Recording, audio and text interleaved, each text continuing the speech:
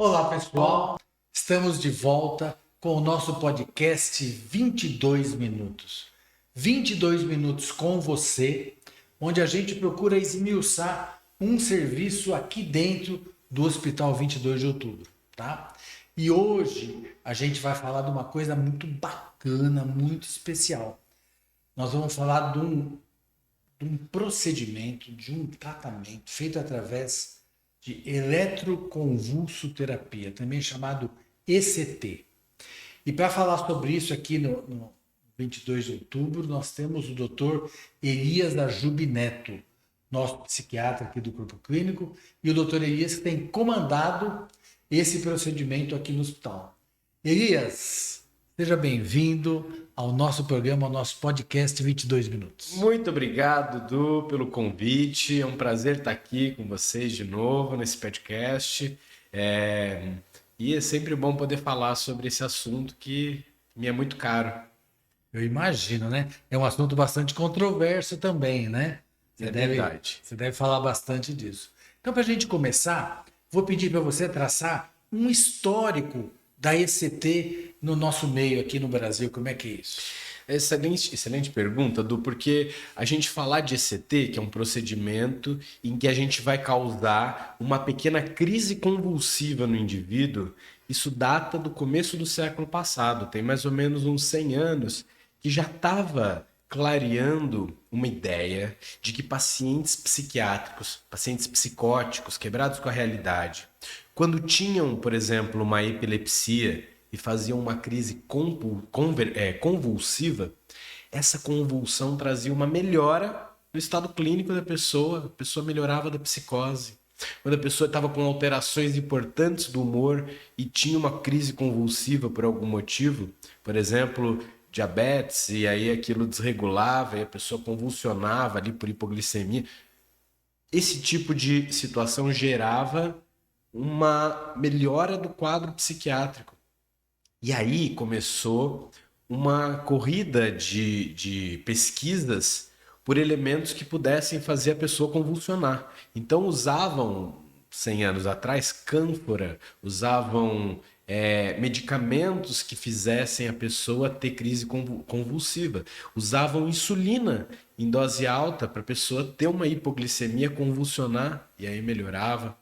Deixa eu ver se eu entendi. A ideia, então, é assim, é fazer com que acontecesse uma crise convulsiva para dar um restart no cérebro, essa é a ideia? A ideia é um pouco disso. Até eu entro no centro cirúrgico e de vez em quando alguém fica tirando sarro. Fala, veio dar um Ctrl Alt Del, veio dar um reset. Porque no fundo a crise convulsiva é justamente um mecanismo fisiológico que o cérebro tem para tentar restaurar funções. Uma vez que há uma crise convulsiva, o cérebro faz a liberação de neurotransmissores, de substâncias cicatrizantes, anti-inflamatórias que refazem conexões. O problema é se a pessoa tiver muitas dessas crises, e aí a gente está falando da epilepsia, e essas crises, quando muito recorrentes e duradouras, trazem prejuízo para o indivíduo, né? Fica com Eu sequelas. lembro, quando eu estava estudando lá, 40 anos atrás na faculdade, que era controverso. A ECT era meio até estigmatizada. Era por causa disso? Porque assim, eu lembro também de ver filmes onde a ECT era usada como punição. Não, isso que você está falando tem tudo a ver com o próprio estigma, né? Quando as pessoas então entenderam, olha, para a gente fazer a pessoa convulsionar, nós podemos usar a eletricidade. E aí Cerletti e Bini, lá na Itália, fazem um dispositivo que vai dar um choque e a pessoa realmente começa a melhorar depois desse choque com uma convulsão. Mas isso era feito de maneira pouco calculada, quanta eletricidade fazia. É feio, plasticamente feio ver uma pessoa convulsionando. Então, houve uma criação de um estigma ao longo do tempo que foi difícil de ser reparado. Inclusive, uns 11, 12 anos atrás, mais ou menos, os residentes do Bairral foram fazer uma pesquisa para o Congresso Brasileiro de Psiquiatria e que eles iam na Avenida Paulista. E aí, os residentes de psiquiatria perguntavam para as pessoas, escuta, você sabe o que é eletroconvulsoterapia? Mas o que é isso? O eletrochoque. Ainda fazem esse tipo de punição, ainda fazem esse tipo de tortura. As pessoas carregam ainda um pouco, carregavam na época, carregam ainda um pouco dessa ideia de desconhecimento. Porque, de fato, em algum momento da história, os manicômios, os hospitais onde ficavam internados, né, os psicóticos, os loucos da época, esses lugares tinham eletroconvulsoterapia, ela tinha um caráter curativo, mas às vezes também tinha um caráter punitivo. E também nós tivemos na história da psiquiatria muitas internações indevidas, né? A gente tinha internação a partir do delegado, do juiz, da comarca e tal. Isso acabou provocando, acho que, tudo isso junto, né? Sem Esse dúvida. cenário. Aliás, se tem uma coisa que é antimanicomial, é a eletroconvulsoterapia, no aspecto de que uma pessoa com um quadro muito grave, que aí sim precisaria ter indicação de internação, deixa de ser internada porque fez eletroconvulsoterapia. Então, todo esse estigma construído nos filmes, ele vai se desconstruindo depois dos anos 70, 80, que a gente tem a ECT moderna, que é um procedimento que passa a ser feito numa sala de centro cirúrgico, com anestesista, com uma anestesia geral, uma sedação. Peraí. Nós estamos nos adiantando aqui. Vamos tentar alinhar para a gente poder ter uma visão maior. Então, por exemplo, hoje, qual é a indicação de você fazer um ECT? Para Perfeito. qual tipo de paciente está indicado? A ECT é indicada geralmente para os casos de refratariedade. São os pacientes que não conseguiram resultados ao serem tratados com outros tratamentos que são de primeira linha, medicamentosos principalmente. Mas então a gente tem na esquizofrenia resistente, nos transtornos psicóticos que são refratários aos medicamentos. Nós temos nos transtornos de humor que são refratários, então a depressão grave e resistente ao tratamento. No transtorno bipolar, o paciente acelerado, que não está desacelerando com os medicamentos, também tem indicação de fazer Então, CT. ver se eu entendi. Os protocolos hoje dizem assim: você inicia o tratamento com uma forma medicamentosa. E aí, não sendo possível um bom resultado, sendo refratário, aí sim você imagina colocar uma ECT na história. Perfeito. Tem um quadro, e esse é o quadro que é muito grave, se chama catatonia. Talvez em filmes a turma já possa ter visto. Catatonia é aquele estado em que a pessoa fica parada. Se alguém levantar a mão e colocar em outro lugar, essa mão permanece ali. Essa pessoa potencialmente irá morrer por deixar de se alimentar. Então é um quadro muito grave, frequentemente relacionado a um episódio depressivo, principalmente no transtorno bipolar. E essa catatonia, ela precisa de lorazepam endovenoso, que é um medicamento que infelizmente não temos no Brasil. E se esse indivíduo não responder rapidamente, em poucos dias, já está indicada a ECT. Porque a eletroconvulsoterapia realmente é lindo de ver o efeito que ela traz para esses quadros graves de catatonia. Se tem uma coisa que é uma propaganda do ECT, é quando a gente vê um quadro muito grave de catatonia e em alguns dias esse paciente voltou a conversar, voltou a interagir, voltou a se alimentar. O pessoal no centro cirúrgico fica encantado, né? Os anestesistas, técnicas de enfermagem, falam, doutor, que maravilha, ele estava muito grave, agora ele está bem de novo. Então, é uma alegria isso. Você sabe o que você está falando? Eu estou lembrando de um gibi antigo do Batman.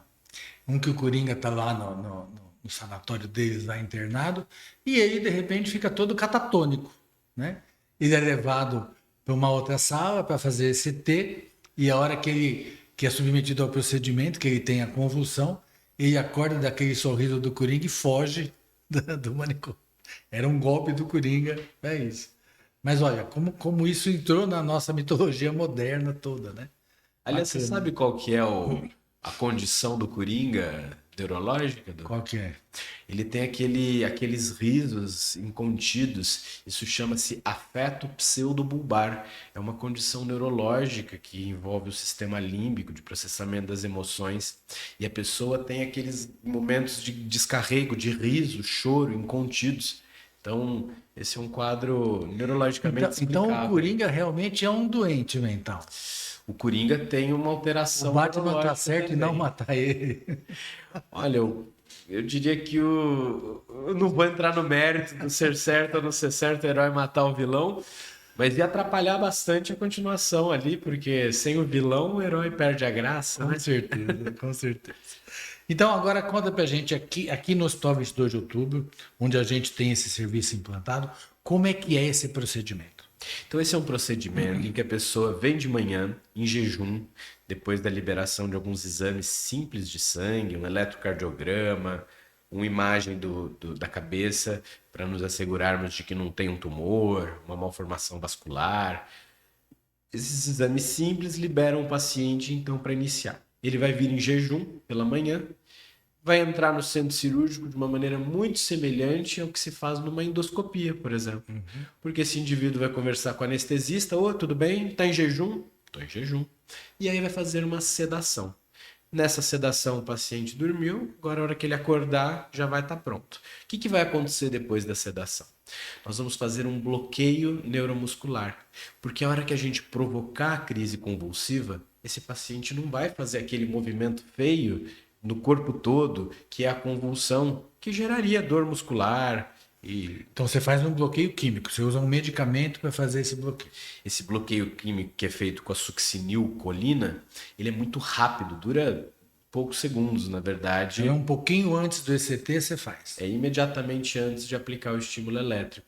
Então, fez esse bloqueio, o paciente já para de mexer, o anestesista vai fazer uma ventilação para que o aporte de oxigênio tenha reservas, e aí é feito um estímulo de poucos segundos, 4, 5, 6 segundos, na cabeça do indivíduo, para que esse estímulo elétrico gere essa crise convulsiva. A gente vai observar essa crise convulsiva lá no pé do sujeito, e o pé faz assim, o corpo tá todo bloqueado, então não vai fazer. E aí, em coisa de 30 segundos, esse paciente já acabou o procedimento. Fez a crise convulsiva, ela não costuma durar mais do que esses 30 segundos. Por volta disso, em menos de 1 minuto, 2 minutos, a gente já está com o paciente sem crise nenhuma. E aí esse paciente vai acordar. O efeito do medicamento é muito rápido, tanto sedativo quanto bloqueador neuromuscular. E ele fica em observação depois do Esse procedimento? paciente fica em observação um pouquinho, acorda e vai tomar café da manhã. Geralmente o paciente chega às 8, às 10, ele está na padaria. Ah, que legal. E assim, acho que a pergunta que não quer calar, que todos nós fazemos quando ouve falar do antigo eletrochoque, atual eletroconvulsoterapia, é seguro? Isso é uma pergunta excelente. Tem uma estatística que às vezes a gente usa para poder soltar um pouco as preocupações. A chance de ter algum problema no caminho, no carro, vindo até aqui, é bem maior do que ter um problema durante o procedimento. Então, qualquer procedimento que envolva medicamento, que envolva o centro cirúrgico, tem algum risco, né? E o principal é a cognição. Então, uma pessoa que precisa de muitas sessões de eletroconvulsoterapia, por vezes vai ficando com a memória um pouquinho incomodada, principalmente naquilo que tange o período dentro das sessões. Então, naquele período em que está fazendo as aplicações, às vezes a memória não fica tão boa, e isso também tem a tendência de ir se recuperando de maneira a voltar para a normalidade depois dos procedimentos. Quais outros efeitos colaterais pode ter esse procedimento? Às vezes a pessoa sai com um pouquinho de dor de cabeça, um pouquinho de dor muscular, mas é feita analgesia. Isso é sossegado. Eu vou te dar um exemplo desse nível de segurança também. Uma grávida tem mais segurança em fazer eletroconvulsoterapia para tratar um quadro psiquiátrico mais grave do que tomar remédio. Porque os remédios, sabidamente, vão chegar até o feto, vão poder ter algum risco para a criança maior do que a ECT. Então, é um procedimento considerado seguro se a gente for olhar para aqueles pacientes para quem ele já está bem indicado, aí o custo-benefício vale muito a pena. A primeira coisa que ECT trata é o preconceito contra ECT, porque os pacientes melhoram de verdade. Então a gente está falando de pacientes que já não melhoraram com tratamentos anteriores e quando vão para ECT, porque realmente vale a pena, precisa disso. Existem contraindicações para esse procedimento? Se a pessoa teve algum evento cardiovascular muito recente, né, no último mês, infartou, teve um derrame, a gente tem alguma atenção a mais. O paciente precisa estar em jejum, né? Contraindica se ele Uma tivesse condição clínica alimentado. boa, aí Numa condição clínica ok, tranquilo. A gente tem aqui, por exemplo, pacientes que têm um quadro cardíaco mais grave, usam marca-passo, por conta de arritmia. Mesmo assim, esses pacientes não estão contraindicados. Recentemente nós tivemos aqui um quadro muito grave, ele ficou internado por meses no hospital psiquiátrico e lá no hospital psiquiátrico tem ECT, mas eles não podiam fazer porque lá não tem a retaguarda da UTI. Aqui no 22 de outubro nós temos o melhor centro cirúrgico da região e uma UTI de retaguarda que nos deixa bastante tranquilos. Então esse paciente vinha de lá da internação, fazia os procedimentos, depois de algumas poucas semanas, ele que já tinha ficado 2 meses internado, depois de algumas semanas melhorou, saiu da internação, conseguiu voltar para casa. Então hoje ele vem, faz ali as sessões só de manutenção a cada 15 dias e isso tem garantido que ele não piore de novo para um quadro que estava muito e grave de melhorou a depressão. qualidade de vida dele substancialmente. Melhorou muito. Precisa ver a esposa dele, a alegria que ela manda mensagem, olha só que beleza, e aí mostra ele na academia, puxando peso. Eles dois à noite, sentados juntos, jogando Rummikub. Eu não sei se você conhece esse Não jogo, é um dos conheço. jogos mais jogados do mundo, que é um jogo que exige raciocínio, atenção, lógica. E eles dois Ele está jogam lá um monte, participando. tá ótimo. Que bacana.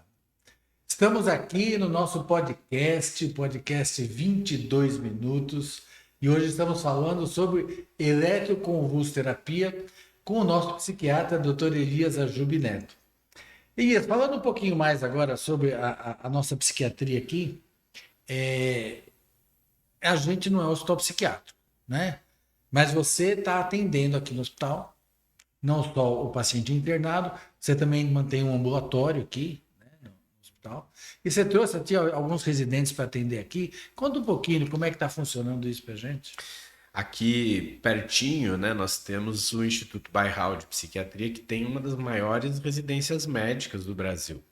E os residentes de psiquiatria que se destacam nesse serviço, eu os convido e alguns deles trabalham aqui comigo também no consultório. Então é um ambulatório em que eles fazem atendimentos sob supervisão e normalmente é bacana porque o paciente que procura o psiquiatra quer uma atenção, quer um cuidado próximo, quer tempo, quer conversar, quer desabafar, contar.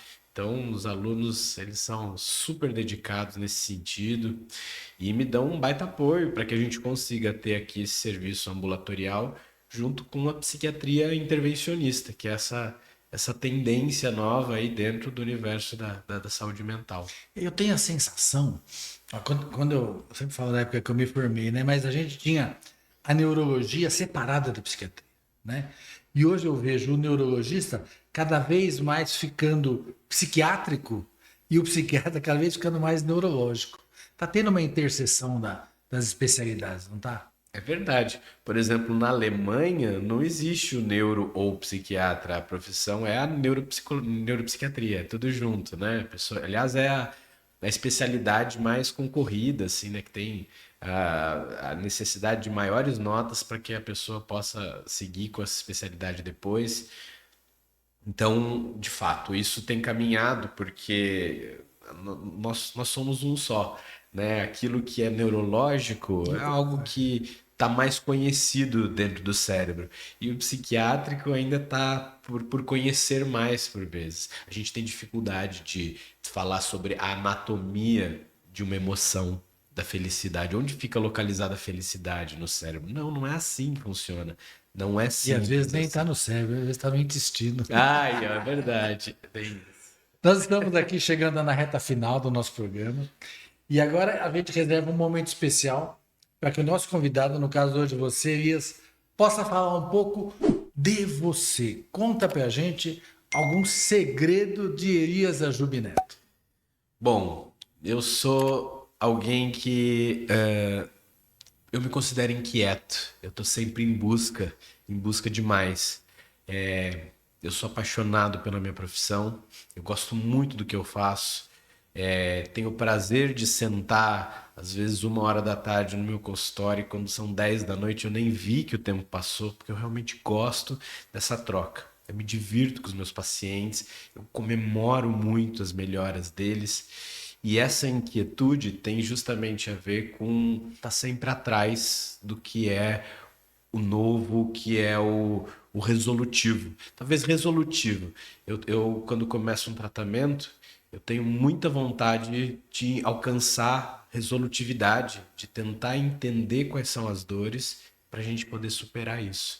E isso é uma coisa que é particularmente desafiadora em psiquiatria. 20 anos atrás, a psiquiatria resolvia muito pouco comparado com o que a gente hoje consegue resolver. Mudou muito.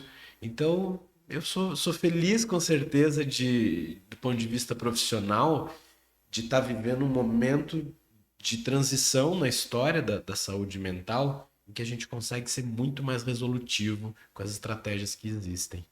Também sou uma pessoa muito ligada à minha família. Minha família é tudo na minha vida, né? Tem mulher e filhos? Tenho minha esposa e 2 filhas maravilhosas, é, e são com certeza minha motivação. Eu amo ficar no consultório, não vejo a hora passar, mas com certeza o melhor momento era que eu chegue em casa e ganhe aquele abraço delicioso das meninas. Como o Vitor Frankl falava, o importante é ter um sentido para a vida, né? E é isso. E assim, acho que esse jeito buscador de ser, ele realmente é o que movimenta o mundo. Bom, vocês conhecem o nosso reloginho, ele apitou aqui, eu vou desligar. Isso significa que nosso programa chegou ao fim.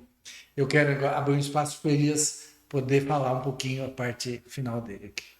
Só agradecer de novo, agradecer o Carlos, meu amigo, meu parceiro aqui de trabalho no 22, de tantas empreitadas, meu parceiro também na PM, que me ensinou um monte sobre o associativismo, a importância da gente, como médico, estar unido e conseguir com isso promover eventos científicos, eventos sociais, agregar o grupo.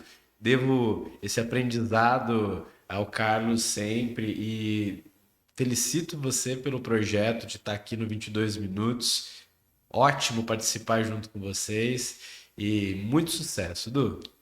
Só tenho a agradecer, então, ao Dr. Elias, da presença dele aqui hoje. Vocês sabem aí, sigam a gente nas redes sociais. O Hospital 22 de Outubro está à disposição de vocês. Muito obrigado, até a próxima.